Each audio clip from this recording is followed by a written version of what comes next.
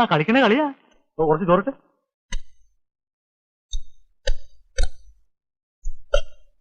ഞാൻ എണീക്കണു, എന്റെ കൈ ഉണങ്ങി. എണീറ്റു എണീറ്റു. ഉണ്ണുമ്പോ എനിക്ക് സാവധാനം ഇരുന്ന് ഉണ്ണണം. എനിക്ക് ഇവിടെ വന്ന വിശപ്പ് കൂടുതലാ. അതിപ്പോ എവിടെ ചെന്നാലും കുറവൊന്നുമില്ല. കഴിഞ്ഞ കൊല്ലം പനയൂർ ചെറിയച്ഛന്റെ മോളുടെ കല്യാണത്തിന് 2ാം മന്തി തുടങ്ങിയിട്ടും ദിവാരേട്ടനിരുന്ന് തട്ട് തന്നെ.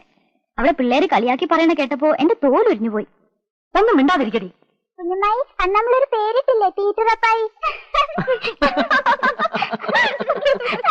അതിന് ഇത്ര കളിയാക്കി ചിരിക്കാൻ എന്താ ഉള്ളേ? ഓടി അവിടുന്ന്. വയസ്സിന് മൂത്താരോടാ കളി പറയണേ. ആ പിള്ളേരുടെ മുഖം കഴിയിക്ക്. വാ.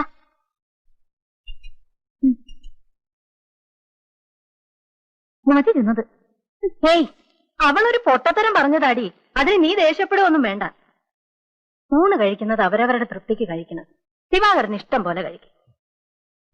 എന്നാ പിന്നെ ഞാനും ഒന്ന് കൈ കഴുകിയിട്ട് വരാം.